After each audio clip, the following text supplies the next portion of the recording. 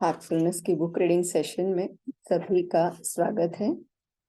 आज की हमारी किताब है talk on Gita, Hindi edition, Gita प्रवचन। लेखक श्री विनोबा भावे जी। 12वां अध्याय, सगुण और निर्गुण भक्ति। 59वां अध्याय, एकाग्रता से समग्रता। वास्तव में छठे अध्याय से भक्ति तत्व प्रारंभ हो गया। 5वें अध्याय के अंत तक जीवन शास्त्र का प्रतिपादन हुआ। स्वधर्म चरण रूप कर्म, उसके लिए सहायक मानसिक साधना रूप विकर्म, इन दोनों की साधना से संपूर्ण कर्मों को भस्म करने वाली अंतिम अकर्म की भूमिका। इतनी बातों का विचार पहले 5 अध्यायों तक हुआ। इतने में जीवन शास्त्र समाप्त हो गया। फिर छठे अध्याय से 11वें अध्याय के अंत तक एक तरह से भक्ति तत्व का ही विचार चला है। एकाग्रता से आरंभ हुआ। छठे अध्याय में यह बताया गया है कि चित्त की एकाग्रता कैसे हो सकती है, उसके क्या क्या साधन हैं और उसकी क्यों आवश्यकता है। 11वें अध्याय में समग्रता बताई गई है। अब देखना यह है कि एकाग्रता से लेकर समग्रता तक लंबी मंजिल हमने कैसे तय की। एकाग्रता यानी फोकस, समग्रता यानी समभाव। तो हमारी जर्नी पहले अध्याय में, पहले 5 अध्याय में तो हमको तो जीवन शास्त्र सिखाया जा रहा था, कैसे जीना है, क्या हमारे लक्ष्य होना चाहिए, क्या हमारा सिद्धांत होना चाहिए। देह और आत्मा के बारे में बहुत अच्छे से हमको बताया। कर्म योग, कैसे कर्म करने हैं और करके कैसे उनको प्रभु को अर्पण करके अकर्म की दशा में आना, ये 5वें अध्याय तक हमने सीखा।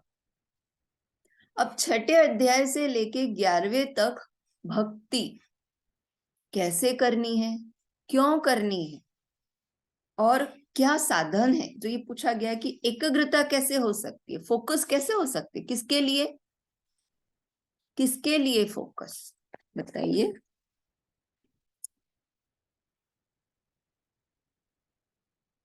बताइए किसके लिए फोकस। भक्ति के लिए, अपने साधना के लिए। बिल्कुल एग्जैक्ट। हमें यहाँ पे फोकस कुछ अच्छा एस्ट्रोनॉट बनना है, इसलिए मैं फोकस होके उसमें जाऊंगी। अगर मुझे डॉक्टर बनना है तो पूरा मैं फोकस होके वही करूंगी, है ना। आर्टिस्ट बनना है तो मैं पूरा फोकस होके, मेरा चित्त पूरा उधर ही लगाऊंगी, दिल से करूंगी, एंड वो चीज बाहर आएगी। किसी के जबरदस्ती से मैं साइंस नहीं लूंगी अगर मैं आर्ट की स्टूडेंट हूं तो अगर जबरदस्ती से साइंस लिया भी तो उसमें कुछ होगा नहीं। तो हमारा जो ईश्वर प्राप्ति के रास्ते पे अपन चल रहे हैं कि अच्छा साधना करके और अपनी एक अच्छी लाइफस्टाइल, जैसे 5 अध्याय में हमें सिद्धांत पता चला तो हमारी लाइफस्टाइल पता चली कि ओके, तो हार्टफुलनेस एक लाइफस्टाइल है, एक प्रोसेस है और ईश्वर को पूजने का एक सहज मार्ग है ध्यान। तो यहाँ जो बताया गया है कि क्या साधन है, तो साधन हमें मिल चुका है हार्टफुलनेस मेडिटेशन से, और उसकी क्यों आवश्यकता है और इसको हम कैसे साधेंगे। 11वें अध्याय में समग्रता बताई गई। जब तक हम समभाव में नहीं आते, हमारी भक्ति शुरू ही नहीं होती है। वाणी, विचार और व्यवहार तीनों अलग अलग है, कोई लेना देना नहीं है हमारा भगवान की भक्ति से। अरे ये बात समझ में। अगर आत्मा कहती है कि मुझे परमात्मा में लीन हो रहा है, लेकिन हमारा देह, ये बॉडी किसी और ही काम में लगी हुई है, वो राइट में जाना चाहती है आत्मा, हम लेफ्ट में जा रहे, तो क्या होगा, स्ट्रेस जीवन में, दुख, तकलीफें। तो दूसरे अध्याय में बताया कि इस देह को उस आत्मा के स्वधर्म चरण के लिए एक साधन बनाए। हमको ये देह मिली है, ये बुद्धि भी मिली है। भगवान श्री कृष्ण कहते हैं कि मैंने बुद्धि दी थी उनको परमात्मा को प्राप्त होने के लिए, उन्होंने किसी और ही काम में लगा दी। अरे बात समझ में? तो चित्त की एकाग्रता से शुरुआत हुई हमारी। ओके, फोकस करके बैठना, यहाँ से हमारी शुरुआत हुई। एकाग्रता होने पर किसी भी विषय का विचार मनुष्य कर सकता है। चित्त की एकाग्रता का उपयोग, मेरा प्रिय विषय ले लो तो गणित के अध्याय में हो सकता है, उससे अवश्य फल लाभ होगा, परंतु ये चित्त की एकाग्रता सर्वोत्तम साध्य नहीं है। अब फोकस कर भी लिया, बहुत अच्छा ध्यान लग भी गया, सब कुछ हो गया, लेकिन ये साध्य नहीं है। गणित के अध्ययन से एकाग्रता की पूरी परीक्षा नहीं होती। गणित में अथवा ऐसे ही किसी ज्ञान प्राप्त में चित्त की एकाग्रता से सफलता तो मिलेगी, परंतु यह सच्ची परीक्षा नहीं है। इसीलिए 7वें अध्याय में यह बताया कि हमारी दृष्टि भगवान के चरणों की ओर होनी चाहिए। 8वें अध्याय में कहा गया है कि भगवान के चरणों में एकाग्रता सतत बनी रहे, हमारी वाणी, कान, आंख सतत उसी में लगे रहे। इसीलिए आमरण प्रयत्न करना चाहिए, आमरण साधना पूजा करनी चाहिए। तो हमारी सभी इंद्रियों को ऐसा अभ्यास हो जाना चाहिए। पडिले वळण इंद्रिया सकाळा, भाव तो निराला नाही दूजा। सब इंद्रियों को आदत पड़ गई, अब दूसरी भावना नहीं रही। ऐसा हो जाना चाहिए। सब इंद्रियों को भगवान की धुन लग जानी चाहिए। हमारे समीप चाहे कोई विलाप कर रहा हो, भजन गा रहा हो, कोई वासना का जाल बुन रहा हो, विरक्त सज्जनों का, संतों का समागम हो रहा हो, सूर्य हो या अंधकार हो, मरण काल में परमेश्वर ही चित्त के सामने खड़ा रहेगा। इस तरह का अभ्यास जीवन भर सब इंद्रियों से कराना है। यह सातत्य की शिक्षा 8वें अध्याय में दी गई है। 6ठे अध्याय में एकाग्रता, 7वें में ईश्वर अभिमुख एकाग्रता यानी प्रपत्ति, 8वें में सातत्य योग और 9वें में समर्पणता सिखाई है। हम सरेंडर हो गए 9वें में। 10वें में क्रमिकता बताई है, एक एक कदम आगे चलकर ईश्वर का रूप कैसे हृदयगम किया जाए।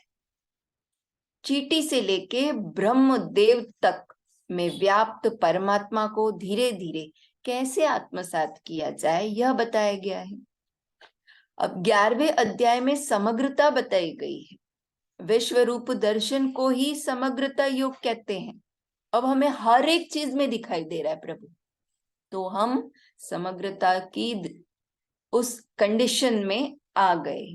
विश्व रूप दर्शन यानी यह अनुभव करना कि मामूली रज कण में भी सारा विश्व समाया हुआ है। यही विराट दर्शन है। हर एक चीज में मैं हूं, प्रभु कहते हैं। तो 6ठे अध्याय से लेके 11वें अध्याय तक भक्ति रस की भिन्न भिन्न प्रकार से छानबीन की गई। अब आते हैं श्लोक नंबर 60। सगुण उपासक और निर्गुण उपासक, मतलब सगुण भक्ति करने वाला और निर्गुण भक्ति करने वाला। अब 12वें अध्याय में भक्ति तत्व की समाप्ति करनी है। अर्जुन ने समाप्ति का प्रश्न पूछा। 5वें अध्याय में जीवन संबंधी पूरे शास्त्र का विचार समाप्त होते समय जैसा प्रश्न अर्जुन ने पूछा था वैसा ही यहाँ भी पूछा है। अर्जुन पूछते हैं, भगवान कुछ लोग सगुण का भजन करते हैं और कुछ निर्गुण की उपासना करते हैं, तो अब बताओ कि इन दोनों में कौन सा भक्त आपको प्रिय है। तो भगवान श्री कृष्ण इसका उत्तर देते हैं कि किसी माँ के 2 बच्चे हो और उससे उनके बारे में प्रश्न किया जाए, वैसा ही ये प्रश्न है। 2 में एक बच्चा छोटा है और वह माँ को बहुत प्यार करता हो, माँ को देखते ही आनंदित होता है, माँ को जरा दूर होते ही व्याकुल हो जाता है। वह माँ से दूर जा ही नहीं सकता, उसे छोड़ नहीं सकता, वह उसका वियोग सहन नहीं कर सकता।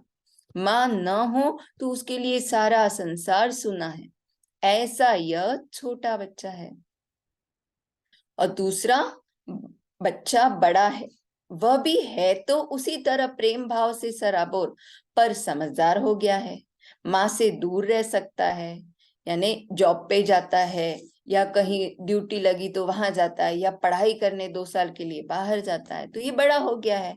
वह माँ की 7 या 6 मास की दर्शन न हो तो भी वह रह सकता है। वह माँ के सेवा करने वाला है, सारा बोझ अपने सिर पर लेकर काम करता है। कामकाज में लग जाने से माँ का विक्षोभ सह सकता है।